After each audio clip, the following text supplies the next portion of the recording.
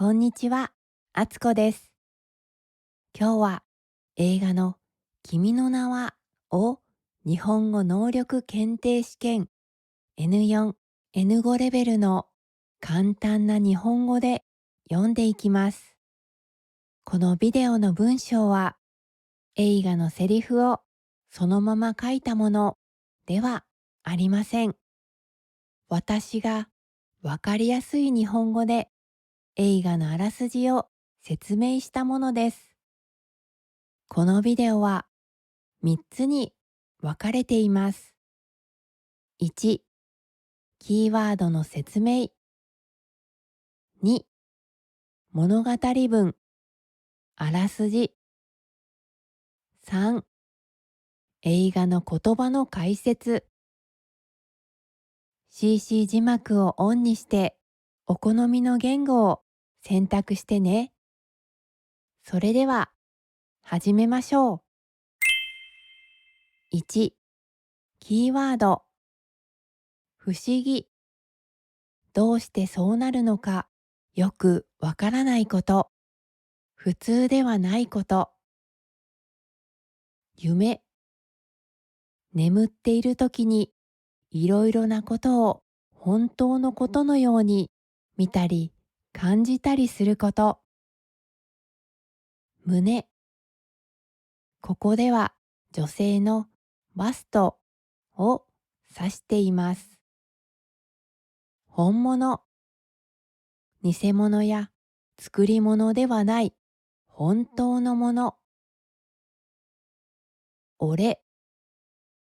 俺は男性が使う一人称の一つ。少し荒っぽい人という印象になります。入れ替わり。人や物の中身が別のものになること。彗星。彗星は太陽の周りを回る氷などでできた天体。彗星とは漢字が違います。結ぶ。紐など細長いものを組んでつなぐこと。他にもいろいろな意味があります。紐。細くて長いもの。ものを縛ったり結んだりするのに使う。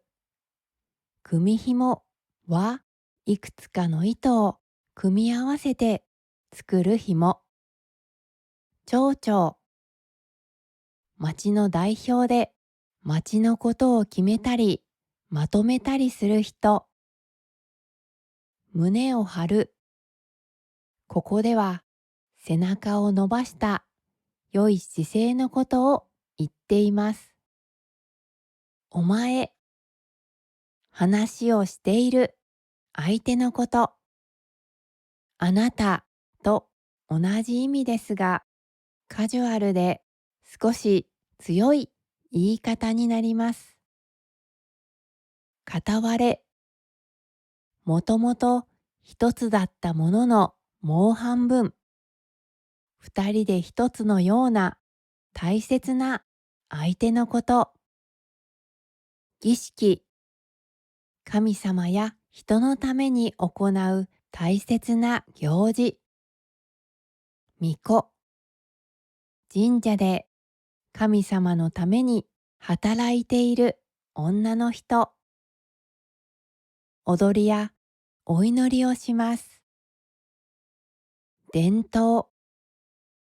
昔から続いてきた大切な考えややり方。バカ。頭が良くないと相手を悪く言う言葉。神主。神社で神様のために仕事をする人。男の人も女の人も神主になることができます。お供え物。神様や死んだ人にありがとうの気持ちを込めてあげる食べ物や物。いやや。関西地方の方言。いやだのだがやになっています。来世、今の命が終わった後に生まれ変わる転生後の世界。イケメン、イケてる面。イケてるは良い、かっこいいを表します。つまり、かっこいい男の人のこと。制服、学校や会社でそこに通う人が着ると決められている服。スマホ、スマートフォンのこと。携帯とも言います。カフェ、コーヒーやケーキなどを楽しめるお店。日本語では喫茶店と言いますが、カフェという方が一般的です。バイト、アルバイトのこと。学校や仕事のない時にする短い時間の仕事。先輩、自分より年や経験が上の人。刺繍、布に糸で絵や模様を縫って飾ること。女子力、例えば料理が得意だったり、おしゃれや気配りができたりと、女性としての魅力を高める力のこと。何々のおかげ。人や物がしてくれたことが良い結果になった時に使う言葉。ウインク。片方の目だけを閉じること。一方で、A と B を比べるときに使います。A のことを言った後に、今度は B のことを言いたいときに使います。2、物語文。あらすじ。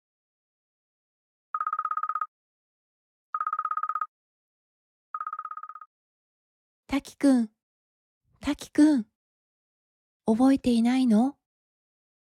私の名前は、みつは。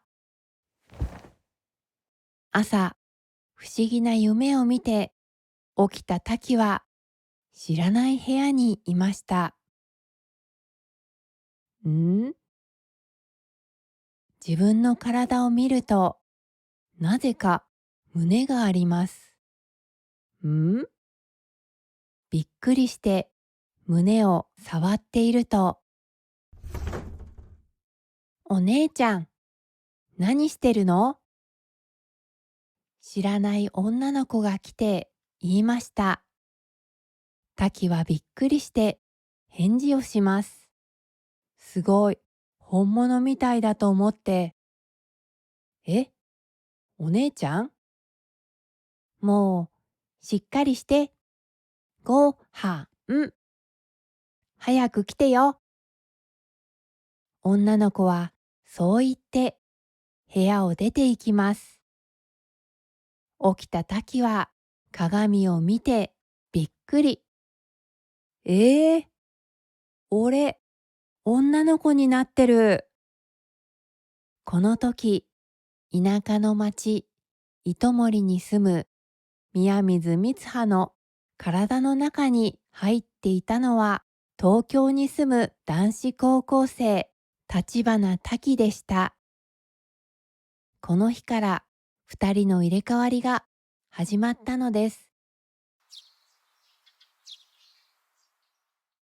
おはよう。次の日、光葉が朝ごはんを食べていると、祖母の一葉が光葉を見て言います。今日は普通だね。妹の四葉も言いました。お姉ちゃん、昨日は変だったよ。光葉には何のことだかわかりません。変なの。そう思いながらテレビをつけたら、来月彗星が見られるというニュースをやっていました。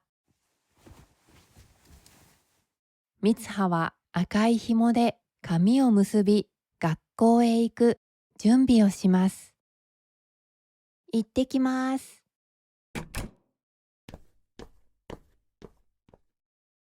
遠くには美しい湖が見えます。おはよう。友達のさやちんとテッシーが来ました。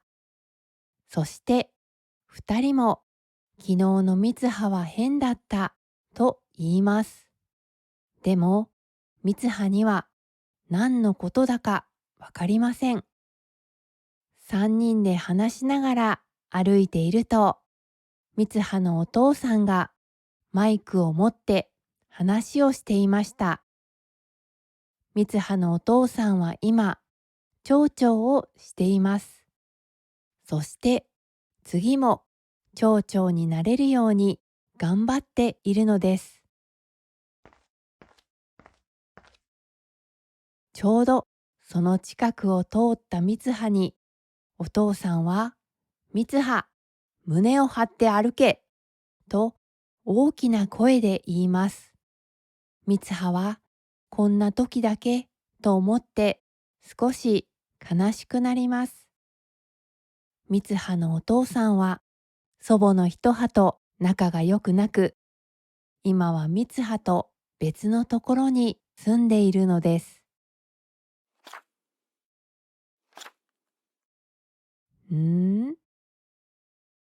授業中に黒板を写していたみつはは、ノートにお前は誰だと書いてあるのを見つけます。先生は黄昏時について説明していました。昔、黄昏は黄昏と書いたんですよ。昼でも夜でもない時間で、人じゃないものに会うかもしれない不思議な時間だと先生は言います。そしてこの町ではその時間を片割れ時というと教えてくれました。宮水さん。はい。先生に名前を呼ばれたみつはは驚いて返事をします。みつはは自分のノートを見てびっくりしていたので、先生の話を聞いていませんでした。今日は自分の名前を覚えているのね、と先生が言うと、クラスのみんなが笑いました。みつははみんなが笑う理由がわかりません。昨日のことを全然覚えていないのです。休み時間にみつはを心配したさやちんが言います。昨日のみつはは自分の机もわからなかったし、髪も結んでいなかったよ。大丈夫？ストレスじゃない？もうすぐ神社で儀式があるでしょ？みつはの家は神社をやっていて、みつはは巫女として神社の儀式で踊るのです。儀式のことを思い出したみつはは、もう嫌、この町嫌い、東京に行きたい、と大きな声で言いました。家に帰ったみつはは、おばあちゃんやよつはと一緒に儀式に使う組紐を作っていました。私たちの作る組紐には大事な意味があるんだよ、とおばあちゃん。そして昔の話をしてくれました。昔大きな火事があって、神社や大事なことを書いた紙が全部焼けてしまった。それで儀式をする本当の理由もわからなくなってしまった。それでも昔からの伝統を守ることが宮水神社の大切な仕事なのに、あのバカ息子は神主を辞めて町長をやるなんて。三葉のお父さんは三葉のお母さんが死んだ後、神主を辞めて町長の仕事を始めたのです。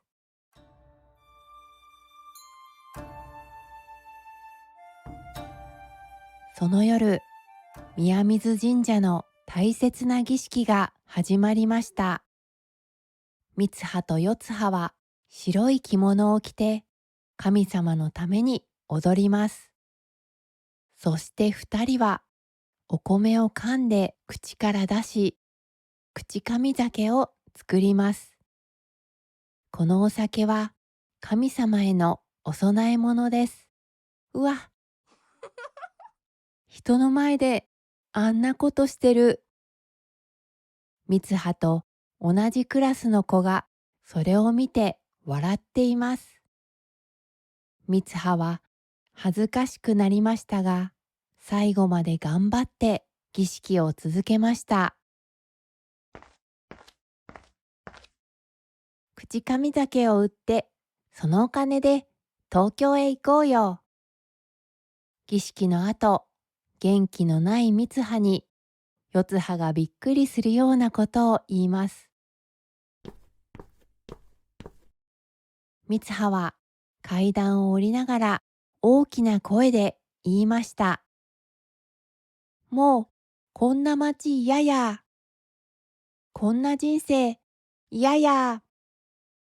来世は東京のイケメン男子にしてください。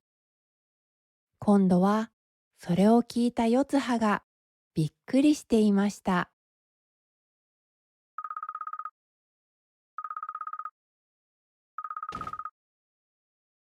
三葉はアラームを止めようとしてベッドから落ちてしまいました。いた。どこここ。そこは自分の部屋ではありません。壁には男の子の制服がかけてあります。体を触って三葉はびっくり。え、男の子の体。そうです。今度は三葉が東京に住んでいる滝の体に入っていたのです。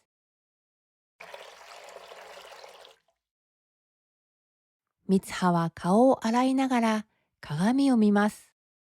いた。男の子は顔に怪我をしているようでした。その時、部屋の外から声が聞こえました。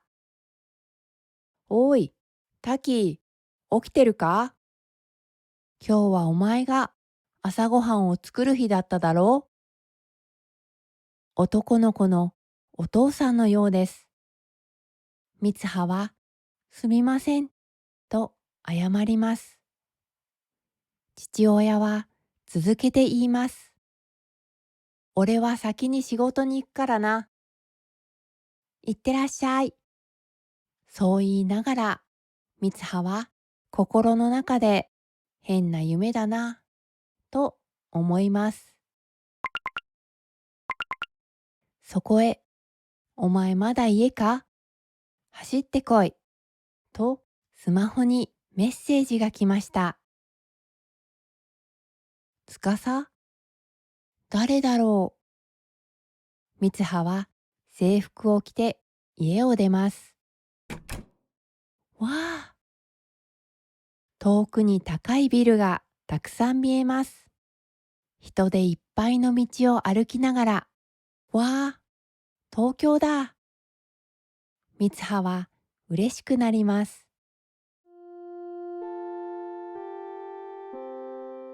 地図を見ながら三葉が学校に着いた時には、もう昼休みになっていました。たき、三葉が教室の前で立っていると、後ろから名前を呼ばれます。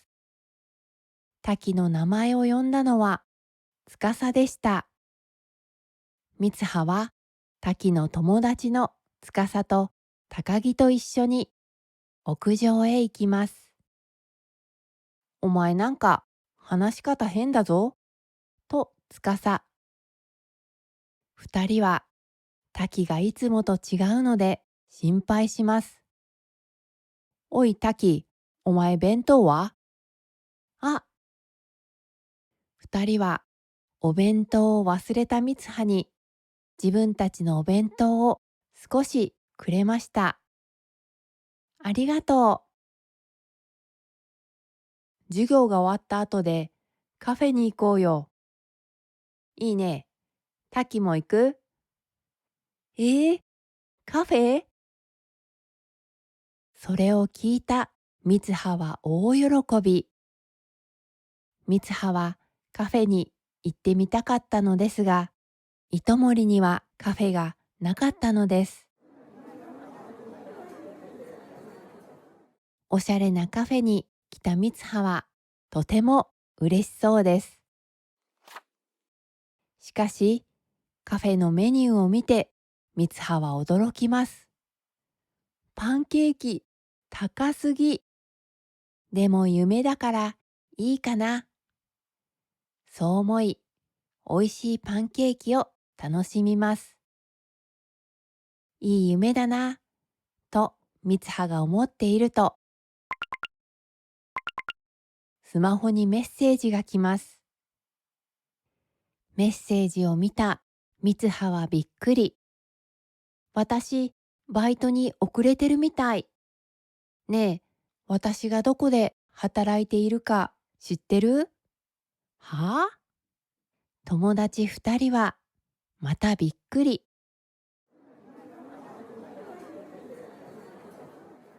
滝はイタリアンレストランでアルバイトをしていました。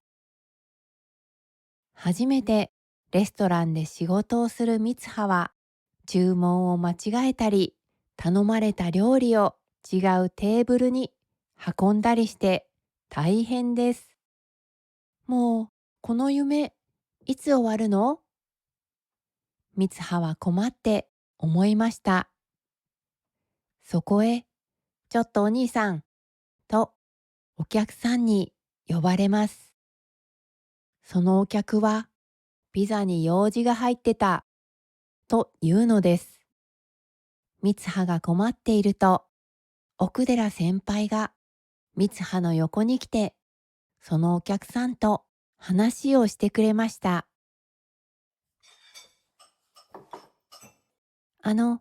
奥寺先輩、さっきはありがとうございました。三葉はお礼を言います。でも、その時、先輩のスカートが切られていることがわかりました。さっきのお客がやったようです。三葉は先輩のスカートにかわいい刺繍をして切れたスカートを直します。わあ、前よりかわいい。女子力高いね、滝くん。と喜ぶ奥寺先輩。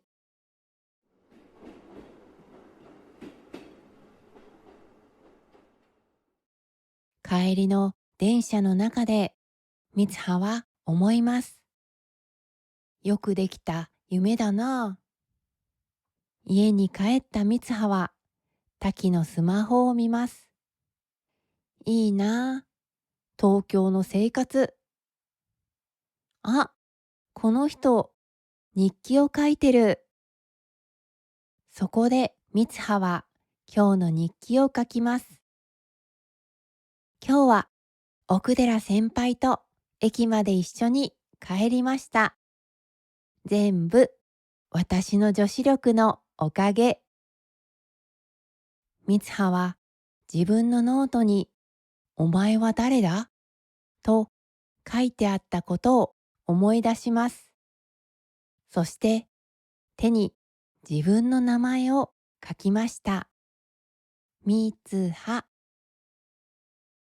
次の朝、滝が起きると手に何か書いてあります。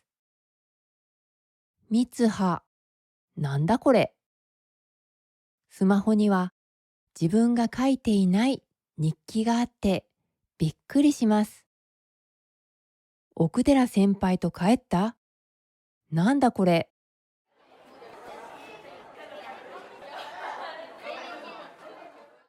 その日の昼休み、司が言います。今日もカフェに行こうよ。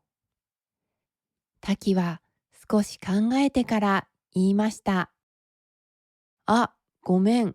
俺、これからバイトだから行けない。滝が言った後、司が言いました。今日の滝は普通だったな。滝がレストランへ行くと、みんなが滝のところに来ます。昨日奥寺先輩と何があったんだ？実はお店で働いている男たちはみんな奥寺先輩のことが好きなのです。みんなの質問に滝はそれがよく覚えていないんですと小さな声で返事をします。奥寺、入ります。その時、奥寺先輩がお店に入ってきました。そして先輩は、今日もよろしくね、たきくん、とウインクしました。それを見たみんなは大騒ぎです。おい、タキ。朝になりました。手には、みつは、お前は誰だと書いてあります。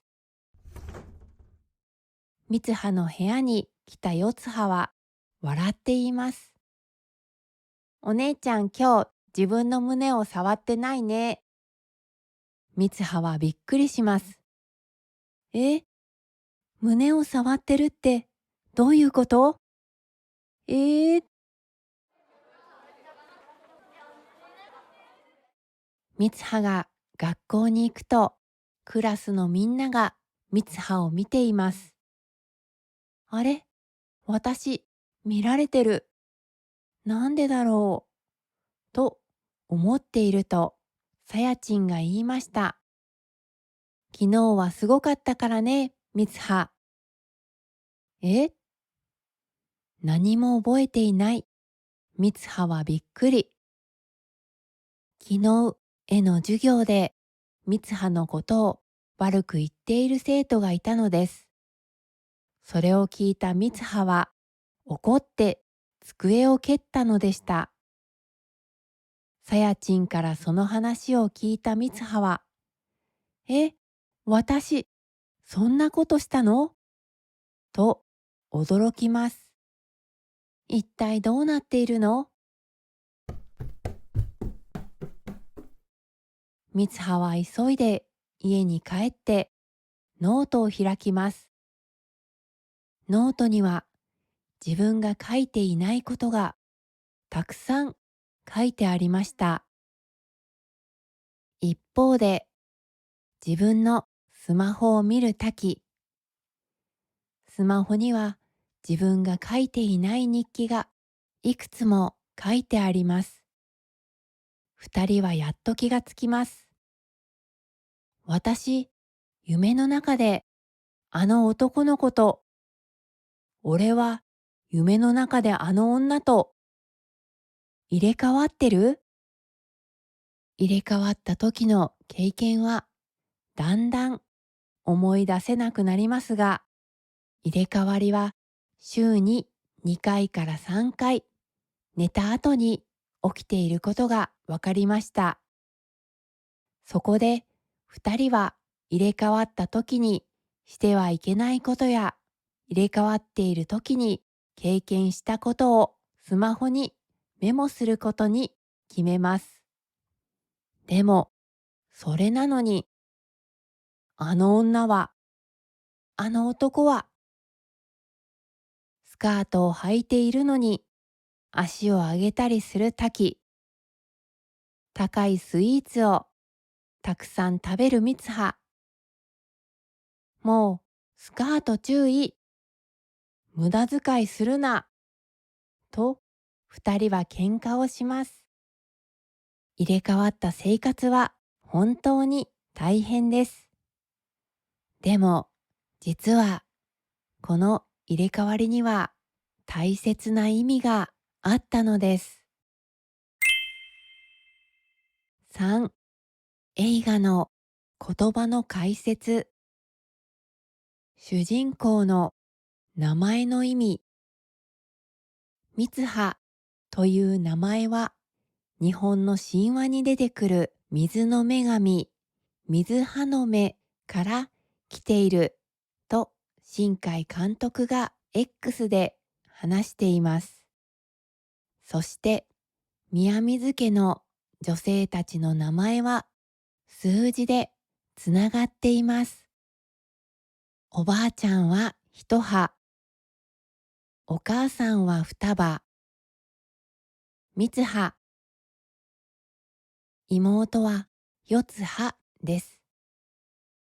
葉は木の葉を意味する漢字で、滝の名字、立花の花と対になっていると言われています。さらに、滝の名前も水に関係があります。滝という字は、水を表す山水と龍という字からできています。また、この物語で大切な存在となるティアマト彗星のティアマトも海の女神の名前です。ティアマトはメソポタミア神話に登場する女神で、竜の姿をしていたとも言われています。口上酒とは、口上酒は昔の日本にあったお酒の作り方です。まず、お米を口に入れて噛み、唾と一緒に出します。唾に含まれるアミラーゼという成分がお米のでんぷんを甘く変えます。その後、小さな生き物、酵母がそのお米をアルコールに変えてくれます。こうしてお酒ができるのです。巫女の踊り。三葉と四葉が神社で踊る踊りは、実は彗星が空から落ちてくる様子を表しています。ティアマト彗星は1200年前にも一度糸守に落ちたことがありました。その時の悲しい出来事を繰り返さないように、宮水神社では巫女の踊りとして伝えてきたのです。二人が手に持っている棒には竜の飾りがついていて、それが彗星の動きを表しています。そして踊りの最後に二人が取るポーズは、彗星が二つに分かれる様子を表しているのです。彼女たちの踊りをもう一度映画を見て確かめてみてくださいね。黄昏時とは、黄昏時とは、日が沈んでから空が暗くなるまでの時間のことです。この時間のことを昔の言い方で黄昏というと先生が説明していますが、これはあなたは誰ですかという意味で、暗くて人の顔がよく見えないことを表しています。そして、三葉のノートには、お前は誰だと書かれていました。これも多祖彼ですね。ちなみに、この説明をしている先生は、新海監督の映画、ことの葉の庭に出てくる雪野先生です。新海監督の映画は、作品がいろいろなところでつながっていて、そういうところを見つけるのも楽しいですよね。今日のビデオはいかがでしたか？あなたが楽しく日本語を勉強するお手伝いができていたら嬉しいです。今日も日本語を勉強してくれてありがとうございます。今日も明日もあなたにとって素晴らしい日になりますように。チャンネル登録といいねをしていただけるととても励みになります。単語などの解説のついたビデオと解説なしのお話だけのビデオもあるので、そちらもぜひ見てみてください。では、またね。